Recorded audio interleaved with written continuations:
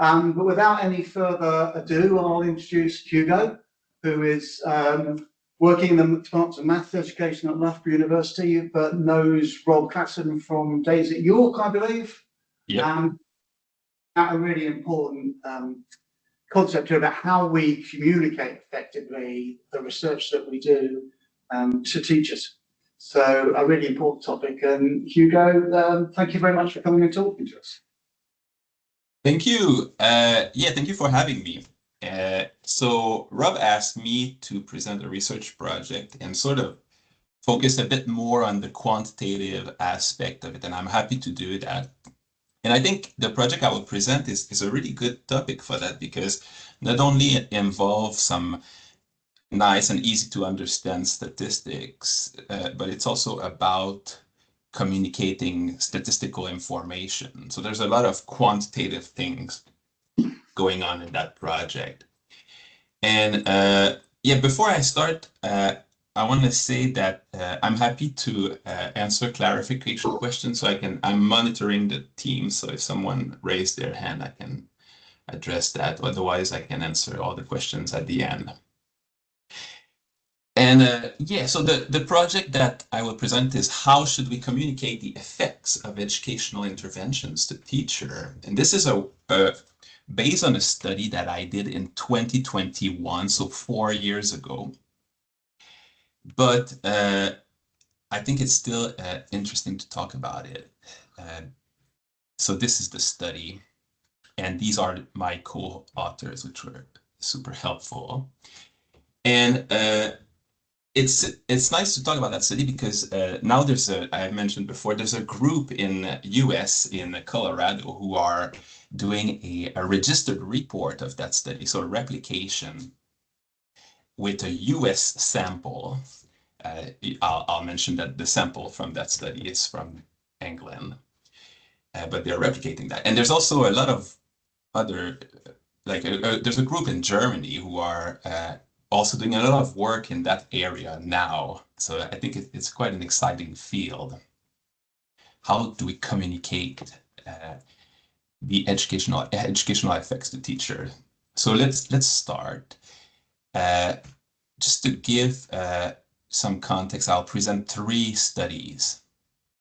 The first one is a study that look at which effect size metric teacher perceived to be the most informative. The second study is look at whether different effect size metrics induce different perception of an intervention effectiveness. And then I will talk about an ongoing study that's under review at the moment. So a bit of context. I'm sure you're all very familiar with that, but there's a lot of large-scale educational RCTs that are done in education. And here I just put some pictures of examples that things have been evaluated. So there's for example, whether doing physical activity before doing a math lesson help performance, or whether playing chess helps student achievement, or whether taking part in a singing lesson helps student performance in school, or whether taking part in philosophy. So there's a lot of interventions that are tested in a randomized control trial. And the sort of logic of that is, and I'm sure you're familiar with that, but you have a sample of student.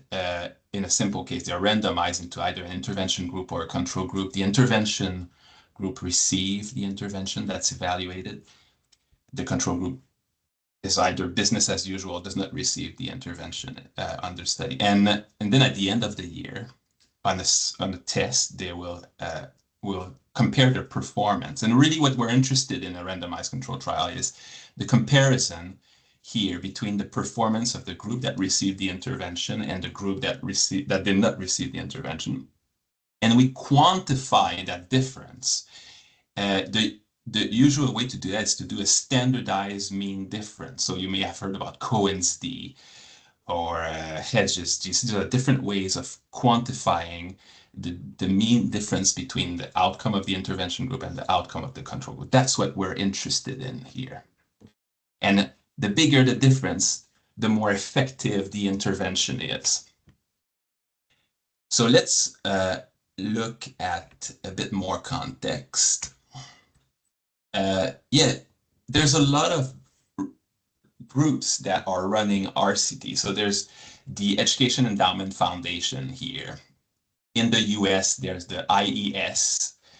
And there's in Australia, there's something called Evidence for Learning. And in other areas, there's also groups. So they often run RCTs or they commission these RCTs and then they summarize the findings for teachers to inform teachers, to help them making decisions about what to do in their classroom and how to improve their student achievement.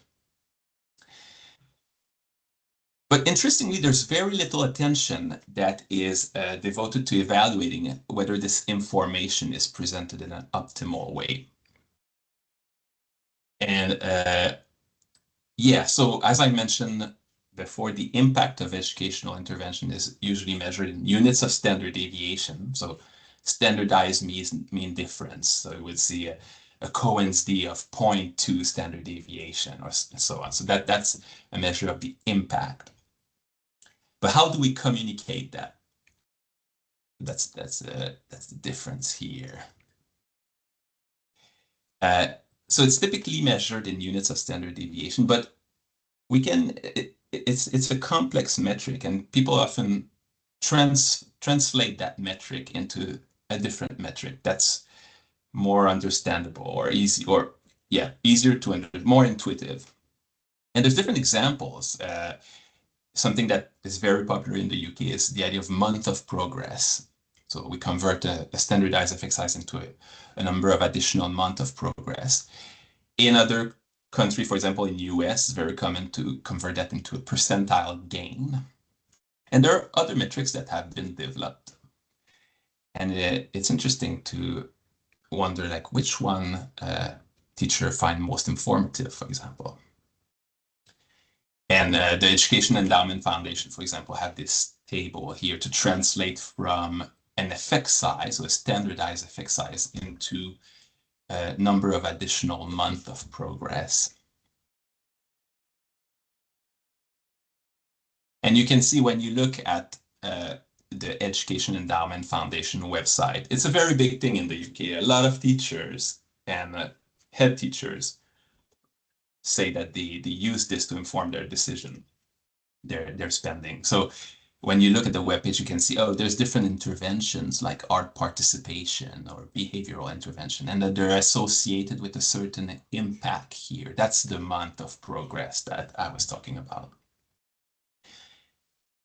But this is one metric. Here's another one. So this is from the What Work Clearinghouse in the US. And here they don't use month of progress. They use an improvement index. They would say, hey, this is a value of 8 or a value of 12 here. And this is based on a percentile. Different ways to translate a standardized effect size. And the different translation, the different metrics have different properties, and some are some people have argued that some are good, some are bad on a statistical basis. So here they are two statisticians who look at different translation metrics, and they found out that the worst was using year of learning or some metric of time, like month of progress, and the best, from a statistical point of view, was a percentile gain here. But yeah, as I said, this is a statistical argument. What I was interested to know, what do teachers perceive as being, for example, the easiest to understand or the most informative? So no study has systematically considered how teachers perceive these different effect size metrics.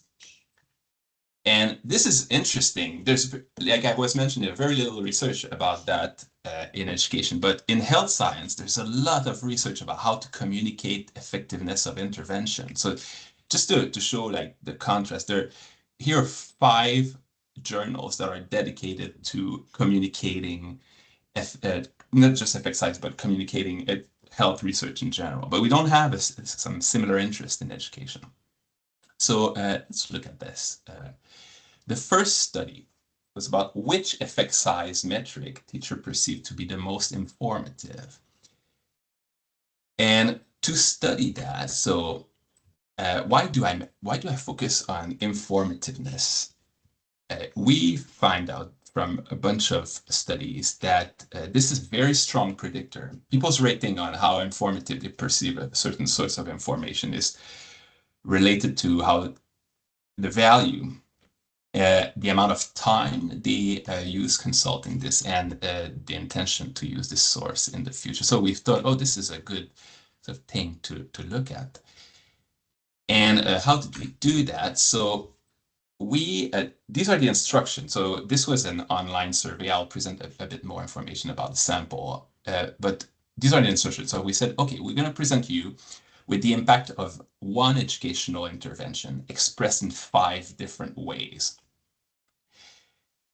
And we needed some context. So we said, okay, the intervention was aimed at improving math achievement on the key stage 2 standardized test.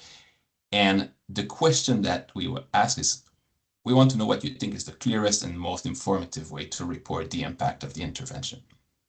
And they were presented with 5 different ways. So here are the 5 different ways that we had. So I'll spend a bit of time on that slide so you can maybe read that briefly.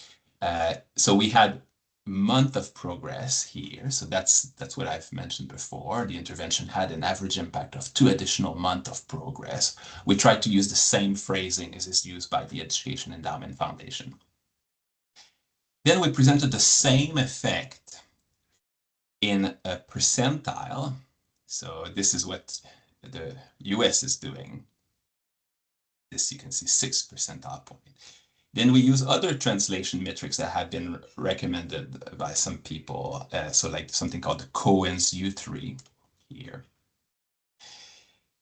And then we had a threshold version. So this is based on how many pass the test. And then we had a test score. So not reporting it in a standardized metric, just reporting in a raw test score change. So group that did not receive the intervention had an average score of 105 out of 120. And then the group that received about 106.1 out of 120. So the key thing is all these are equivalent to a standardized effect size of 0.15 standard deviation. So a cohency of 0.15. And the first study, we're interested which one the teacher find most informative.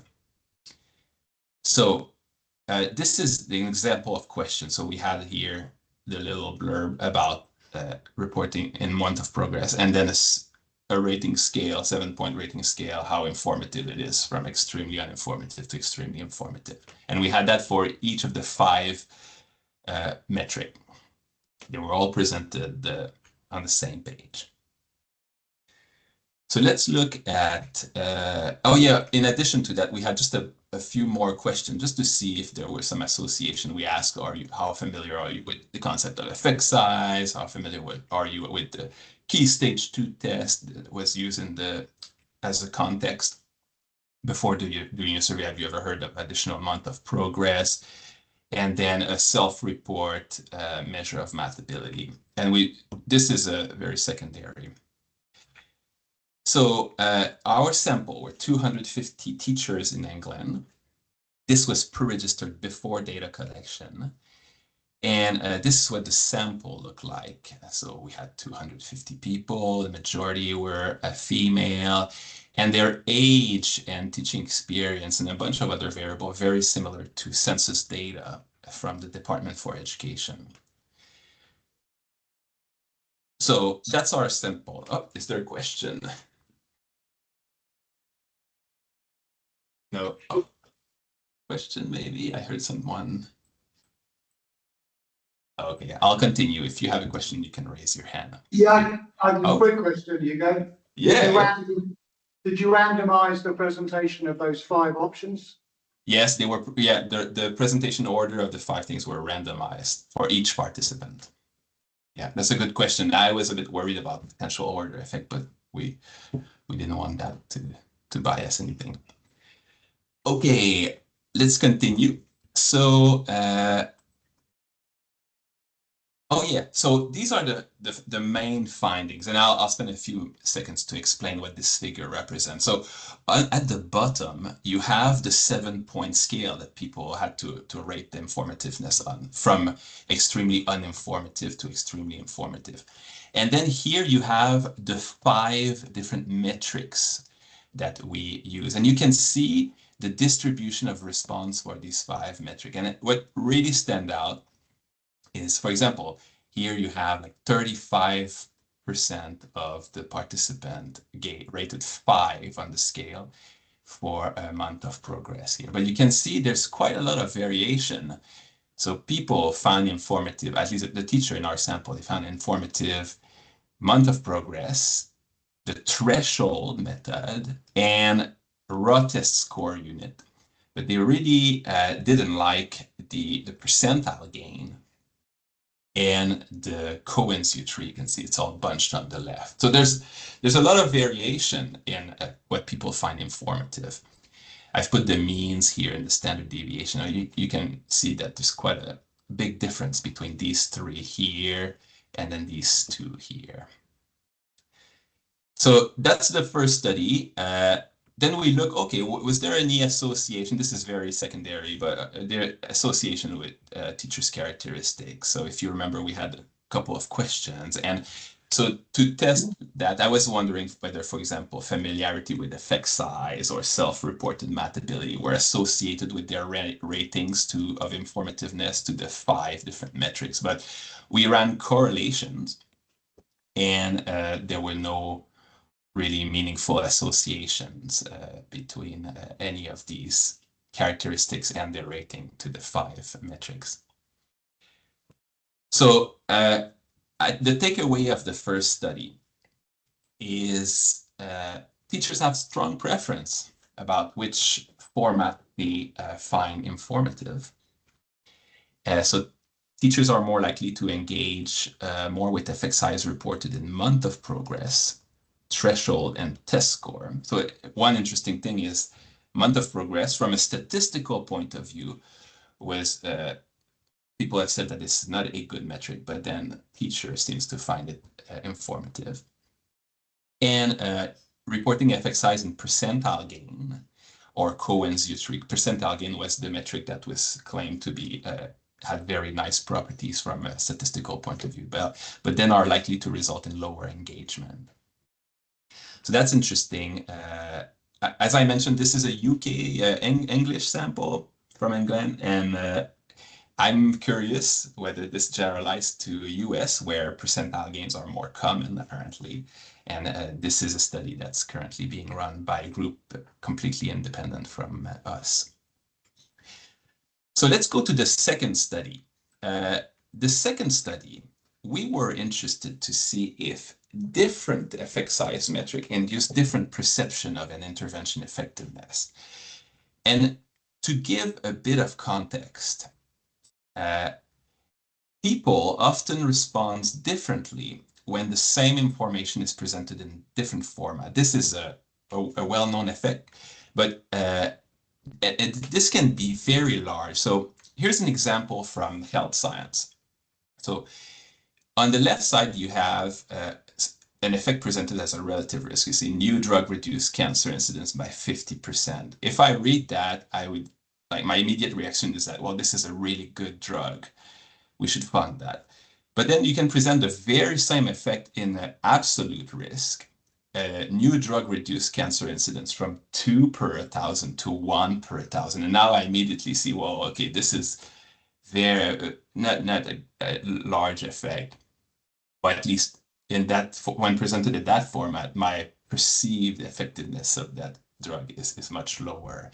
And this is well known in medicine, this effect, and there's a lot of stuff have been written about that, how much it can influence decision makers and what we should do about that. But in education, we don't really use this sort of binary outcome measure where we can report their effect in terms of relative risk or absolute risk. We use continuous measures very often. So we have different type of effect size. But it's interesting to ask that question with the different format that I've presented before. So what about in education? So just to give an example here, this is the output from EEF report, Education Endowment Foundation report. I don't remember what the intervention was, but the report says, okay, this intervention had an impact of 3 months of progress on math achievement, and also for math achievement for student eligible for free school meal. So my immediate reaction to that is quite big. But then if you dig down in the report to look at the effect, you'll see a table like that, and you'll see, okay, the difference in terms of point on the key stage 2 test is very small. So this is the intervention group had an average of 102 and the control group 100.7. So there's only a 1.3 point difference between these two groups. And to me, that looked very small, but it's the same effect. So we can wonder, like, okay, is there like is the format that we present have this effect? So we wanted to study that empirically. Let's look at what we did. So yeah, and it matters. This is an important question, because if a metric makes an intervention effect appear very large compared to what the teachers are likely to observe on their student performance, that can be very frustrating for a teacher. They can have very high expectation, and then they realize, whoa, at the end of the year, it's just 1.3 points on the test. Or they may have doubt in their ability to carry the intervention. Maybe they feel like, oh, this effect is so small, maybe there's something I didn't do correctly. And they can also start questioning the value of scientific information. Maybe they will say, oh, it's really unclear what the effect is, and so on. So it's important to check that. So how did we do that? So this study 2 is virtually identical to study 1, but with a twist. So the instruction now, we were saying that we would present a brief description of the effectiveness, and here we mention of 5 different educational interventions. So we said, okay, we will present 5 different educational intervention, A, B, C, D, and E, and they won't be necessarily presented in that order because we randomized the order. All 5 interventions were the same duration, same cost, and their impact was deemed statistically significant. And then what we did is we, again, use this context of the key stage 2 test. We essentially presented the same vignettes that we did in study 1. But again, like I mentioned, we didn't tell the participant that they were from the same effect. We just said there are 5 different interventions. So we sort of let teachers think that they may be different effects. So these are the same vignettes that I've presented in study 1. So again, you have month of progress here, percentile gain, Cohen's U3, the threshold metric, and raw test score units. But now, instead of asking them about how effective, how informative they perceive these different vignettes, we asked them to rate the effectiveness. So we had the little description here. And then we said, based on the information above, how effective do you think intervention B is at improving math achievement? And we had not effective at all, moderately effective, extremely effective. Again, this time they did not know that all these effects were the same. All the different metrics were reporting the same effect. Okay, so let's, in addition to that, and again, this is secondary, we just wanted a bit more measured to better understand what was going on. We ask, in addition to rate the perceived effectiveness of the intervention, we ask people to rate how easy to understand they find the description of the intervention, and how helpful the description was to judge how effective the intervention is. So just 2 additional measures. And then we also add our bunch of other questions that we had for the first study. So we had how familiar are you with the concept of effect size? These are the same sort of question that we had that we can relate to see what's going on. So what are the findings, or maybe the sample first? So again, 250 teachers that were practicing teachers in England. I should add also, maybe I could give a bit more details how we recruit that. So we use Prolific. So if you do studies with teachers, they have a big sample of teachers on Prolific. Prolific is an online platform where you can recruit teachers, and you can. This is very convenient for this kind of studies. And this was pre-registered also. So if you click on that link, you would see the pre-registration document. So we had to document exactly what's our sample, what's our exclusion criteria, how we're going to analyze the data, how we're going to quantify a measure, like what are our measures and so on. So we have no flexibility once we have the data. There's no way we can decide to change the analysis because it makes the p-value smaller, or it's fixed. And this is something very good that if you're a PhD student or any researcher should strongly consider pre-register their study before data collection. And this is the sample that we have. So again, 250 participants. It's very similar to the sample of study one. There are different participants, but again, they're very close to census data. So they're very close to information that we know of all the teachers in England. I think we had a few more primary than secondary than what the census data suggests. So we did an analysis, a sensitivity analysis, to see if that were impacting the findings. That was not an issue. But yeah, so the sample was fine from our point of view. And then what about the findings? So again, I'll present a figure that's essentially the same in terms of the format from study one. So on the x-axis, I have the 7-point scale, the rating scale. So from not effective at all to moderately effective at 4 to extremely effective at 7. And now I have the distribution of their response again for the 5 metrics, month of progress, percentile gain, and so on. And you can see it's really like it really fits. At least my intuition is that month of progress. I just to re-mention again. These are all the same standardized mean difference. So there's all the same intervention effect. The only difference is the metric that I use. And it's quite surprising to see such a big variation in the perceived effectiveness of the intervention. Month of progress, when the intervention the effect was reported in month of progress, people perceive it as much higher than the other metrics, especially when it's compared to raw test score units here at the bottom. So most people say, oh, it's not effective, it's not really effective here. But when you present the same effect in month of progress, it's super effective. Hugo?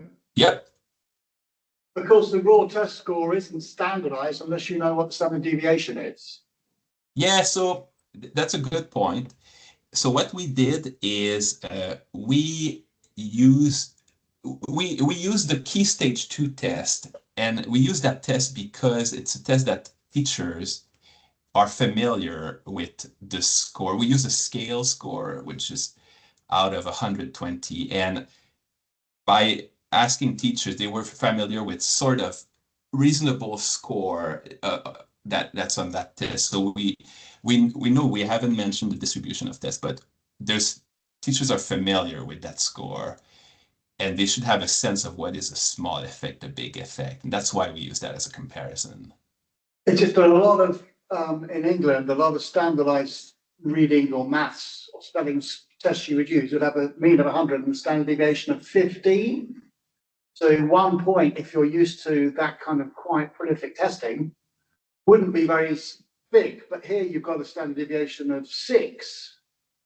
So unless you actually know the key stage 2 tests, you're not going to realize maybe that actually 1 point is relatively large in a standardized form. Yeah. It's a bigger Cohen Steve, basically. Yeah. So, but if you're familiar with that scale, like that test is so important for teacher who works in key stage 2. They know the sort of the distribution of score, at least from the teacher we interacted with. And they have a sense of what's a big effect or a small effect. That's what we wanted to capture. But these aren't all year 6 teachers. You've got everything from early years to secondary. Yeah, that's true. But we did, I think we did the analysis with just those who were extremely familiar with, or at least that reported being familiar with the key stage 2 test, and we saw the same effect. We see the same effect. Yeah. But I just want to make sure I understand your point. You're saying maybe teachers are not familiar enough with the distribution of score for the key stage 2 test that they may have thought it's. They're familiar with the concept that 100 is an index of the average, but of course, and that's often described as the standardized score, but on a test that's got a standard deviation of 15. So they're quite used to thinking that 1 out of 15 is pretty small. The key stage 2 tests are really unusual, actually, in terms of educational tests, because they have this standard deviation of about 6 points. So 1 out of 6 is like 2.5 times larger than the effect size anybody who works with standardized tests, but not particularly the key stage 2 maths test or reading test, would pick up on. I see. So you think maybe if I had used another test that. I just think if you just report a raw test score, Yeah. report the Cohen's D for this test score, Yeah, but that's not what we wanted to do. We wanted a raw metric. I understand that if I report the Cohen's D, it's standardized and then it's more comparable, but here our aim was to say, okay, we're going to use a test that people know are familiar with the distribution of, but that's what you seem to be questioning. Maybe you're right. But I'd just be interested to know how many teachers find the Cohen's D actually quite interpretable or useful.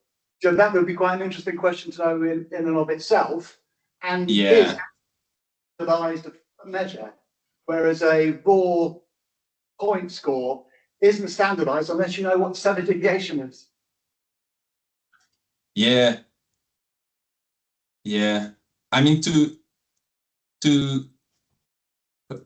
talk about your idea of a Cohen's D, that's something I kind of regretted after doing that study. I was like, oh, I should have.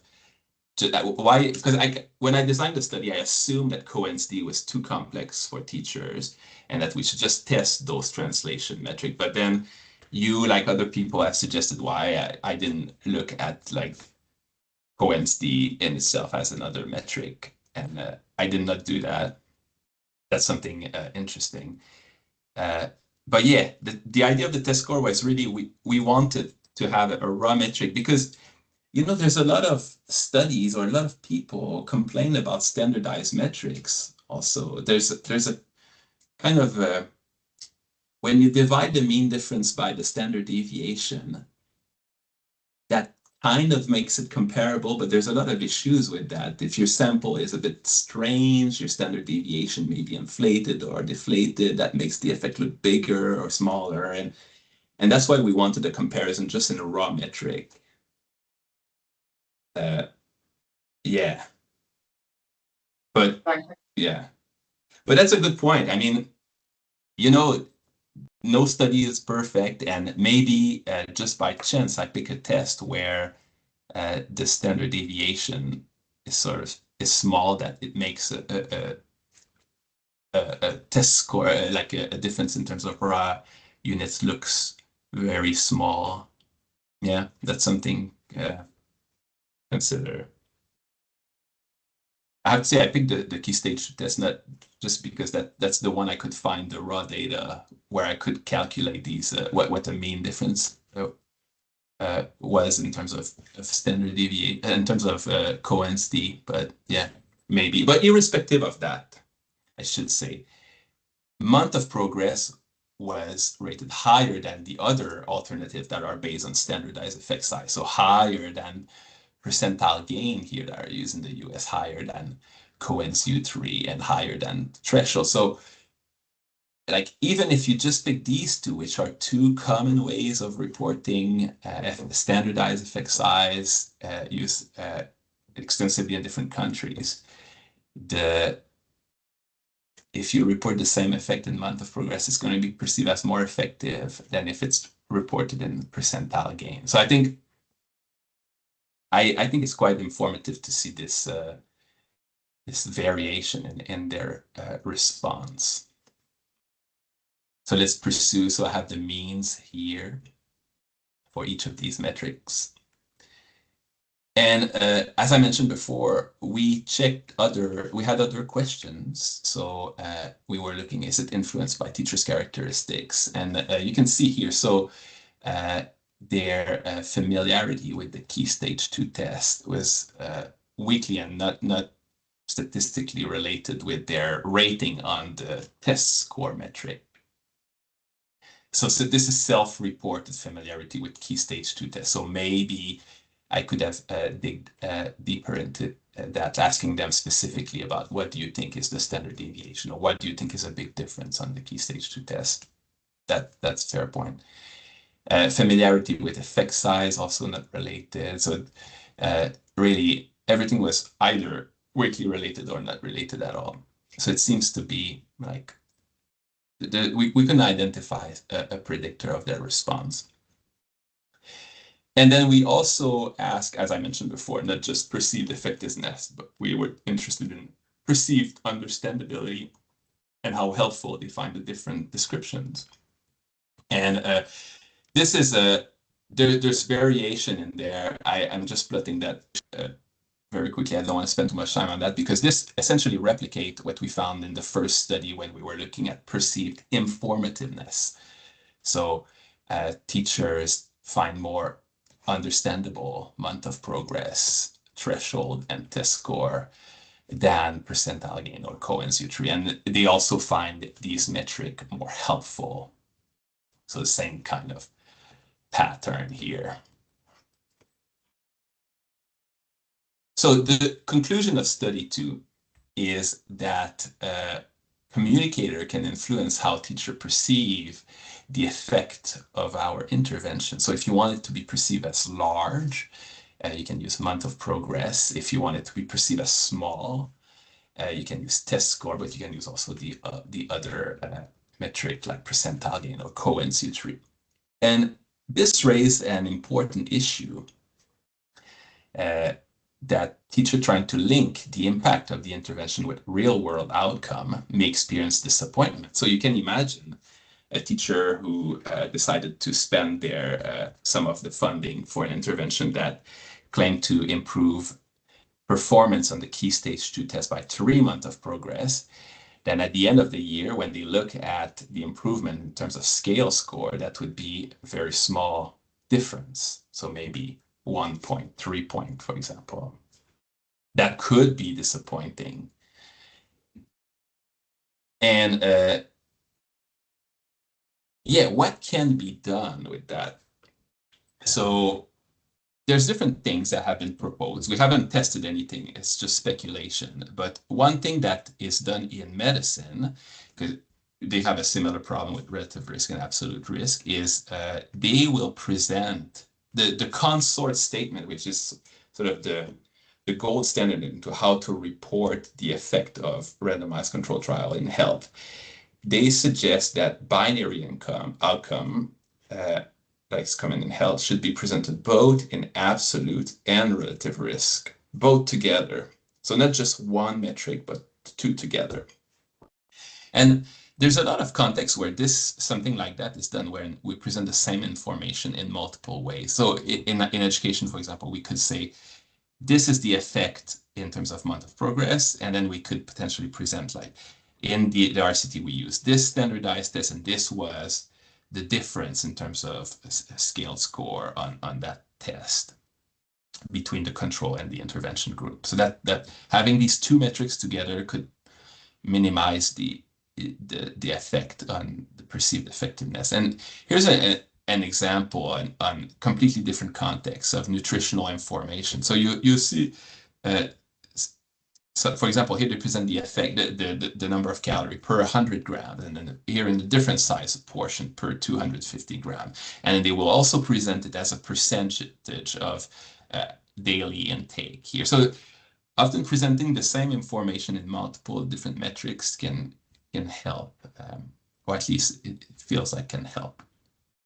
But we could test that. That's an interesting potential study to do.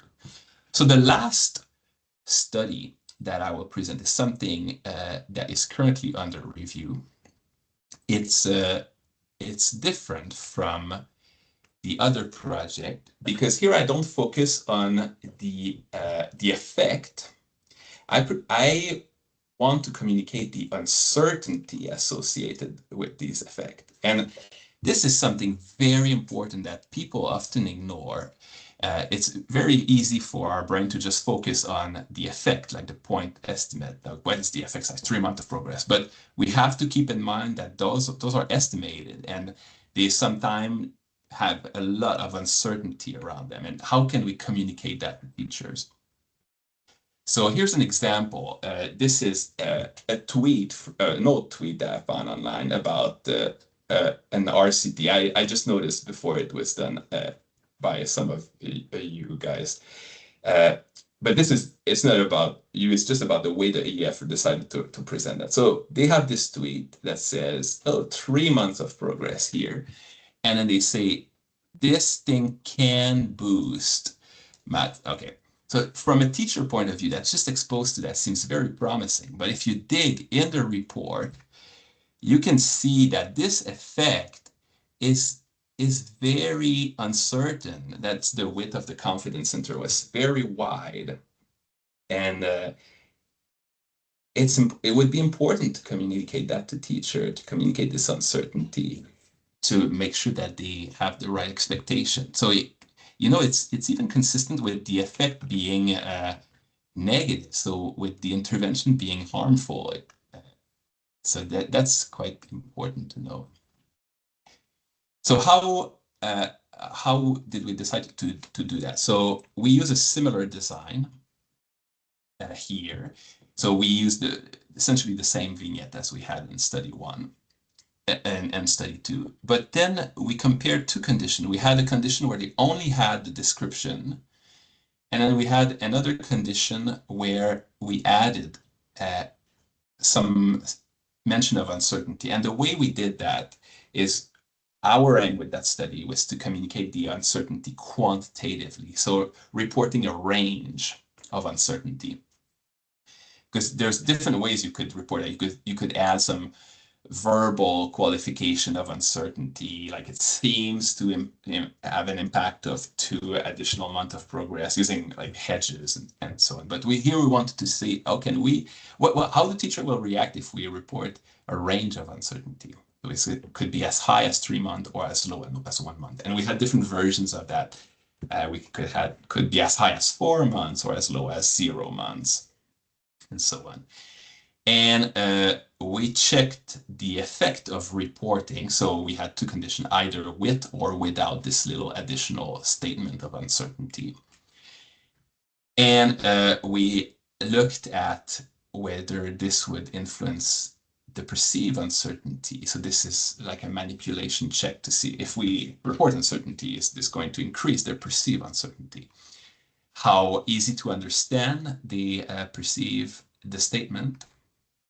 And then we wanted to see, will that effect impact the perceived effectiveness of the intervention, and also the trustworthiness of the description, how trustworthy it is. And we did a couple of extensions where we had different types of trustworthiness. But The finding, I don't have a slides with the finding now, but what we found is it does reduce perceived uncertainty as would be expected. So it suggests that teachers do process the information about uncertainty. It does not impact ease of understanding. So really, even with large sample size, we see no effect on that. We do see a decrease in the perceived effectiveness. So if we add uncertainty, a range of uncertainty, it seems to decrease the perceived effectiveness of an intervention. That's interesting because that could go both ways. Like if you have a range of uncertainty that says, okay, the intervention is likely to increase by achievement by 3 months of progress, but this could be as high as 5. Teacher could think, whoa, this could be very high. This may be very effective. But they seem to focus on the lower bound of the uncertainty range. And what's interesting, and this we've replicated that in different ways, it does reduce the trustworthiness of the description, but also, and I should have mentioned that here, it reduced the trust in the people who wrote the description, and this is problematic. If reporting uncertainty decreased the trust of the research in the research communicator, that's a bit worrying. And we're currently trying to figure out why exactly this is the case. Is it because when we communicate uncertainty, teachers may think that we're incompetent, or we just don't really know how to measure things properly and so on. So that's an interesting thing that is ongoing at the moment. So yeah, that's all I have to present today. Yeah, I hope that was entertaining. Maybe that generates some questions